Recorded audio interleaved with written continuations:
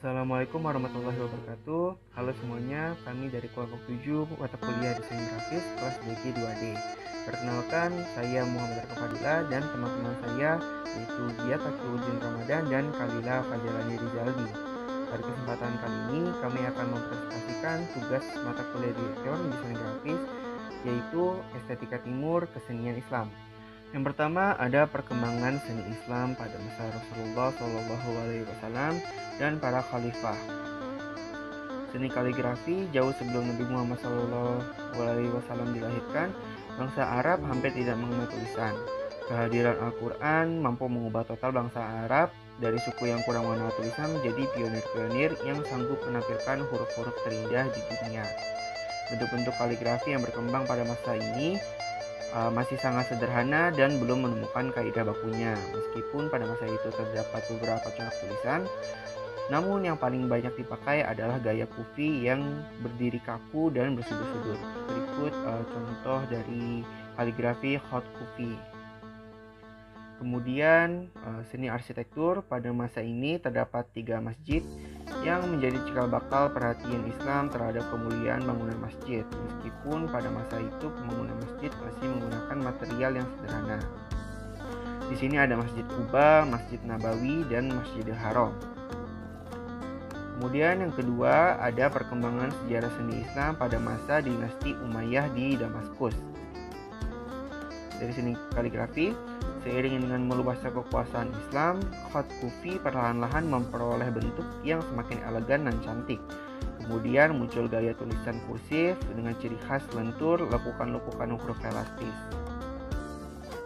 Lalu dari seni lukis dan dekorasi, pada periode Umayyah dan Abbasiyah, terdapat gambar-gambar makhluk hidup di berbagai tempat. Namun, pemakaian karya ini hanya di istana-istana raja dan barang kerajinan saja, tidak dipakai untuk dekorasi bangunan keagamaan. Pada masa Khalifah Abdul Malik mulai dirintis pembuatan tiros atau semacam bordiran baju kerajaan. Awalnya diadopsi dari budaya Kristen, namun diganti dengan budaya Islam dengan menaruh lafaz la ilaha illallah yang disulam dengan benang emas. Dari seni arsitekturnya, pada zaman Umayyah bertumpu pada bangunan sipil berupa kota-kota dan bangunan pemerintahan berupa istana dan keagamaan berupa masjid. Pada masa Umayyah, setidaknya dibangun 7 bangunan utama, yaitu Kubah As-Sakhroh atau Kubah Batu, Istana Musyatta, Qusair Amro, Istana Khilbat Al-Mafjar, Istana Qasr Al-Khair Asy-Syarqi, Istana Qasr Al-Khair Al-Ghorbi, dan Masjid Umayyah. Berikut ini contoh dari Masjid Agung Damaskus atau Masjid Umayyah. Yang ketiga ada perkembangan seni Islam di Andalusia, Spanyol. Seni tata kotanya, Abdul Rahman Al-Dakhil membangun benteng di sekeliling ibu kota Cordova dan memperindahnya. Ia juga membangun sebuah istana yang megah di tengahnya. Sepeninggal Al-Dakhil, khususnya pada masa pemerintahan Al-Mutanshir dan Al-Mu'ayyad, sistem tata kota terus dikembangkan. Kemudian seni bina atau arsitektur. Seni bina Cordova antara lain Ar-Rushafa, Masjid Jami Cordova, Jembatan Cordova, Istana Al-Zahra, dan Al-Zahira. Berikut ini contoh Masjid Jami Cordova yang sekarang menjadi Gereja Katedral Cordova. Lalu ada perkembangan seni Islam pada masa dinasti Abbasiyah. Seni kaligrafi, mata rantai pewarisan tradisi kaligrafi periode Abbasiyah mencatat sebuah nama besar, yakni Ibnu Muqlah sebagai pembaharu tulisan kursif. Ada 3 unsur kesatuan baku dalam pembuatan huruf yang ia rumuskan, yakni titik, huruf alif, dan lingkaran. Tulisan yang dibuat berdasarkan ketentuan ini disebut dengan khat mansuf atau kaligrafi berstandar. Ibnu Muqlah berjasa mempelopori 6 gaya kaligrafi, yaitu sulus, naskhi, muhaqqaq, raihani, riqqa, dan tauqi. Dari seni arsitektur pada masa Daulah Abbasiyah, perhatian kepada arsitektur semakin tampak nyata. Dengan banyaknya peninggalan yang masih tersisa hingga kini seperti Istana Baghdad, Samara, Ukhaidir, pintu gerbang Rokko di Baghdad, dan beberapa masjid yang dibangun oleh para khalifah Abbasiyah. Dekorasi naturalistik hanya dipakai untuk arsitektur istana, sedangkan untuk arsitektur masjid menggunakan dekorasi abstrak, baik abstrak geometrik atau jalinan garis-garis maupun floral yang berupa penggayaan bentuk daun dan tumbuh-tumbuhan. Di sini ada contoh dari Masjid Al-Khulafah Baghdad. Masjid ini menggunakan dekorasi abstrak geometrik. Kemudian ada perkembangan seni Islam di Indonesia. Dari segi arsitekturnya, bangunan peninggalan Islam di Nusantara dapat dikatakan tidak memiliki corak khas Islam. Beberapa bangunan yang dapat ditemui sampai saat ini lebih bersifat percampuran Islam dengan kepercayaan lama, yaitu Hindu dan Buddha.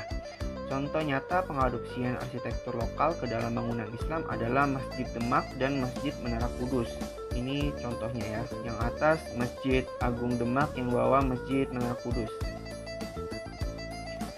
Kemudian seni aksara, model penulisan Arab gaya Nusantara kemudian muncul dengan bentuk respon terhadap bahasa Arab dan lebih dikenal dengan gaya Arab Melayu. Kaligrafi digunakan pada beberapa nisan lokal, namun di beberapa daerah Pulau Jawa, pembangunan beberapa masjid Islam cenderung mengesampingkan seni kaligrafi sebagai hiasan, sehingga seni ini kurang berkembang karena sepinya peminat. Namun, seni kaligrafi justru lebih sering dipakai di daerah Aceh. Lalu ada seni rupa dan ukir. Dengan adanya hadis larangan pembuatan lukisan dan patung, masyarakat Islam awal di Indonesia diyakini meninggalkan pekerjaan memahat atau mengukir patung dan melukis. Kemudian seni lukis oleh ulama Islam lokal dipahami sebagai kesenian yang harus disamarkan, sehingga seni ukir, seni pahat, dan seni rupa menjadi terbatas kepada seni ukir hias saja. Di sini ada contoh salah satu masjid yang dihiasi dengan ukiran-ukiran, yaitu Masjid Mantingan Jepara yang dihias dalam bentuk figura-figura yang tidak diketahui dari mana asalnya. Figura-figura itu ada di tembok-temboknya ini. Lalu yang terakhir ada seni wayang. Pada perkembangan budaya Islam di Jawa, wayang digunakan sebagai sarana dakwah untuk menyebarkan ajaran agama Islam. Pada 1443, Sunan Kalijaga mengusulkan pada para wali untuk menciptakan wayang purwa dengan bahan kulit kambing yang kemudian dikenal sebagai wayang kulit. Tokoh yang berperan adalah para ulama seperti Wali Songo dan penguasa lokal yang memeluk agama Islam, terutama Sunan Kalijaga dan putranya Sunan Tanggung. Meski cerita wayang masih menyisakan epik Hindu-Buddha, tetapi setelah alkulturasi dengan budaya Islam, kesenian wayang mengandung ajaran Islam atau tarekat. Selanjutnya presentasi akan dilanjutkan oleh teman saya Khalila Fajarani Rizaldi. Selanjutnya ada tokoh yang berpengaruh dalam perkembangan kesenian Islam. Berkembangnya kaligrafi hingga menjadi kesenian Islam yang mendunia tidak lepas dari andil para kaligrafer handal di masa lalu. Yang pertama ada Ibnu Muqlah, kaligrafer yang lahir pada 887 Masehi. Ini merupakan seorang wazir atau menteri pada masa Khalifah Abbasiyah. Ia mahir dalam menulis kaligrafi. Ibnu Muqlah dikenal sebagai Imam Al-Khatatin atau Bapak Kaligrafer. Salah satu keberhasilan Ibnu Muqlah dalam kaligrafi adalah dalam mengangkat gaya tulis naskhi menjadi khat kufi.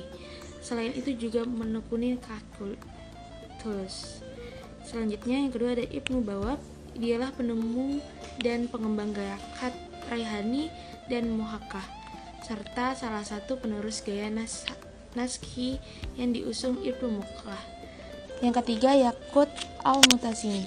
Yaqut dikenal melalui filsafatnya tentang kaligrafi. Al-Khathu handasatun ruhaniyatun daharat bi alatin jasmaniyatin, yang artinya kaligrafi adalah geometri spiritual yang diekspresikan melalui alat jasmani. Berkat kelihayannya, gaya khat tulis berkembang menjadi bentuk ornamental yang dekoratif. Assalamualaikum warahmatullahi wabarakatuh. Ya, melanjutkan apa yang telah disampaikan oleh teman-teman saya, seperti yang kalian lihat di depan layar kalian, di slide selanjutnya berikutnya ada contoh-contoh karya. Di sini adalah contoh-contoh karya seni estetika Islam. Ada kaligrafi khat Suluts, kaligrafi khat Naskhi, kaligrafi khat Diwani Jali, dan ukiran bangunan Islam.